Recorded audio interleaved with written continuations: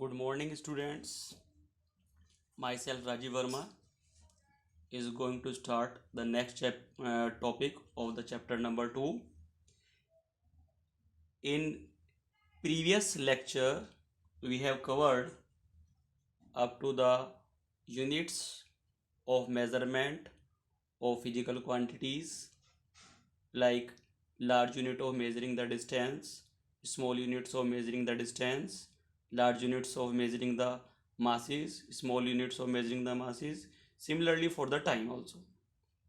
Now we are moving toward the methods of measuring the distances or physical quantities. In these videos, I am going to cover the topics that is measurement of physical quantities, methods of measuring the large distances, methods of measuring very small distances, measurement of mass, similarly the measurement of time. Now we are taking one by one. The first topic we are taking, that is measurement of physical quantities. Measurement की अगर हम बात करते हैं तो किसी भी physical quantity के मेजरमेंट के दो मेथड हो सकते हैं। यानी फिजिकल क्वांटिटी के मेजरमेंट के कौन कौन से तरीके हैं? आइदर डायरेक्ट मेथड और इनडायरेक्ट मेथड।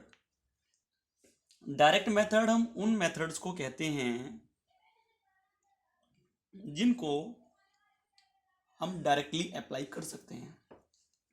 मैंने यहां पर दो एग्जाम्पल लिखे हैं, जैसे length of the table can be measured by a metre rod, यानी मेजरिंग स्केल की हेल्प से हम डायमेंशंस ऑफ टेबल को डायरेक्टली मेजर कर सकते हैं।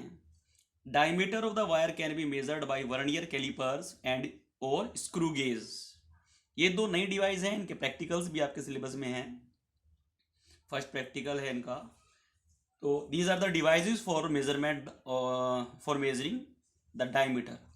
तो इन डिवाइस की हेल्प से हम वायर के डायमीटर को डायरेक्टली अपने हाथों से मेजर कर सकते हैं। इसी तरह से अगर हम बात करें तो ये कुछ मेथड्स हुए जिनमें हम मेजरिंग टेप की हेल्प से भी हम कुछ डिस्टेंसेस को मेजर कर सकते हैं। ये सारे डायरेक्ट मेथड है। डायरेक्ट मेथड के साथ साथ कुछ इनडायरेक्ट मेथड भी हैं डिस्टेंस को मेजर करने के लिए जो हम लोग यूज करते हैं। जैसे distance of moon from the earth, earth से मून की डिस्टेंस का मेजरमेंट हो चुका है। हाइट ऑफ द माउंटेन अगर हमें निकालनी हो, height of tree on the other bank of the river etcetera. तो इस तरह के जो मेजरमेंट्स हैं, जैसे सन से अर्थ की डिस्टेंस, किन्हीं दो प्लैनेट्स के बीच की डिस्टेंस, तो इस तरह की जो मेजरमेंट हम करते हैं, हम डिस्टेंस की सिर्फ बात कर रहे हैं फिलहाल, उसमें इनडायरेक्ट मेथड का यूज किया जाता है। यानी ये बात क्लियर हो गई। For the measurement of physical quantities methods में बी डायरेक्ट और indirect. Direct means which we are using directly with the help of any equipment like vernier calipers or meter rod, and indirect methods are those by which we are measuring the physical quantities like distance also, but indirectly। जैसे moon की distance हम अगर earth से निकालें तो we are not moving to the moon, हम यहीं से कैलकुलेशन के थ्रू, फार्मूलाज के थ्रू, मेथड्स के थ्रू मून की डिस्टेंस मेजर करते हैं। अब आते हैं हम अपने सेकंड पॉइंट पर, that is method of measuring the large distances. Methods of measuring the large distances में mostly we are using indirect methods. हम ज़्यादातर इनडायरेक्ट मेथड का यूज़ करते हैं लार्ज डिस्टेंसेस के लिए, क्योंकि जो स्मॉल डिस्टेंसेस हैं उसमें हम मीटर स्केल का यूज़ कर सकते हैं, वर्नियर कैलिपर जैसे कि मैंने इसमें मेंशन किया है यूज़ करते हैं। तो लार्ज डिस्टेंसेस के लिए हम इनडायरेक्ट मेथड का यूज़ करते हैं। तो I am going to discuss few indirect methods. One of them is echo method. Echo 9th class में आपने कभी सुना होगा। Echo means if we are means creating a sound on a mountain or hill, then after a little later we heard our sound again. यानी किसी भी हिल पर अगर हम बहुत तेजी से चिल्लाएं तो हमारी ही आवाज हमको कुछ समय के बाद सुनाई देगी. That sound is known as echo. This is based on the reflection of sound. यानी किस साइंटिफिक प्रिंसिपल पर इको बेस होती है? रिफ्लेक्शन ऑफ साउंड पर. इसमें मैंने एक्सप्लेन किया है कि a gun is fired toward the hill and the time interval between the production of sound, यानी जब गन को से फायर किया गया तो साउंड प्रोड्यूस हुई, of the sound and the reception of its echo. After that क्या होगा? जब साउंड प्रोड्यूस हुई तो after a little later we heard its echo. तो ये टाइम को नोट करके after reflection from the hill is noted, इस टाइम को नोट करके हम लोग हिल की डिस्टेंस मेजर करते हैं. एक छोटा सा डायग्राम मैंने यहाँ पर दिखाया है. एक छोटी सी एक मैंने हिल बनाई. This is a person. The gap between them is suppose S. Now the person is firing a bullet from the gun. Now if v be the speed of the sound, then by noting down the time of production and reception of as echo is suppose t, then the simple formula speed is equal to distance upon time we are using. Distance is speed into time, but as time is taken double means first sound यहाँ से चलेगी, हिल तक पहुँचेगी and then come back. तो ये जो gap हो गया, टाइम जो टेकन हो गया वो डबल हो गया. That is why we are dividing it by 2. इस फार्मूले को यूज़ करके यहाँ से एक हिल तक की डिस्टेंस को इको मेथड की हेल्प से मेज़र किया जा सकता है. Now the second method of measuring the large distances is sonar, SONAR, sound navigation and ranging. This method is again based on the reflection of sound. इस method के according, in this method ultrasonic from a transmitter are sent toward the bottom of a sea and the time interval between emission and arrival back after reflection is noted.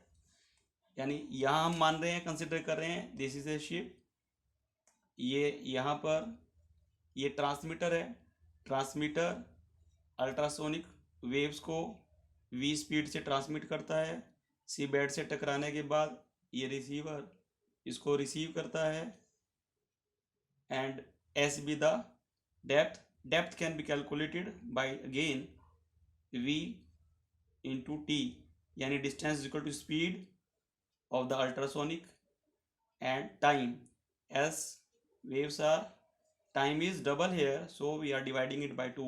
तो इस method से, sonar method से submarine ships, under water bodies, sea bed आदि measurement इस method के through किए जा सकते हैं. Now we are moving toward the next method, that is the triangulation method for the height of an inaccessible object. Inaccessible object means like a mountain. Suppose there is a mountain of height h and we want to assess its height h, means we want to calculate h. Then what we will do? We will note down its angle of elevation from any point C. यानी इस mountain AB की height को major करने के लिए हम किसी भी एक पॉइंट C से इसके एंगल ऑफ एलिवेशन θ1 को मेजर करेंगे. Now move from C to D away from the hill a distance D and again measure the angle of elevation. Now with this mathematical calculation in this triangle, this is suppose x, base upon hypotenuse base upon perpendicular CB upon AB is equal to x upon h. This is cot θ1. Similarly in triangle ABD, cot θ2 is BD upon h. BD is x plus D upon h. Now cot theta 2 minus cot theta 1 is equal to d plus x upon h minus x upon h. X upon h may be cancelled out, then d upon h will left. After cross multiplication, we can obtain the value of h. H is equal to d upon cot theta 2 minus cot theta 1. Now, in this object is inaccessible. अगर ये tree होता, then directly we can reach up to the bottom of the tree also. Then we can calculate directly by making a triangle the height of the tree. But this is a mountain, means we are not able to reach to the bottom of the mountain. That is why we are assuming it as x, and after our calculation x is eliminated, means there is no effect of the value of x in this expression, and we are getting h. Now h, the value of h is depending upon d only. By knowing the value of d, we can calculate the value of h. Yani how height of the mountain can be calculated by this method. Now for measuring the diameter of moon or any other planet, we can also use indirect methods.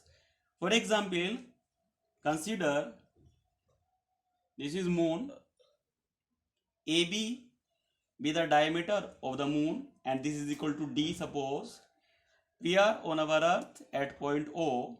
Now with the help of the telescope, we are focusing the moon at a point in such a way that we can calculate the value of theta on the earth, and we know the distance of the moon from the earth.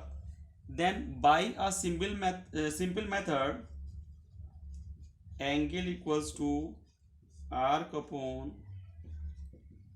radius, angle theta equals to AB, length of arc is AB here, this is like a sector, upon radius may be OB or OA,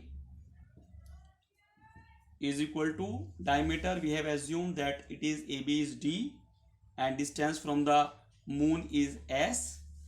Then diameter of the moon d may be equal to theta into s. Now by knowing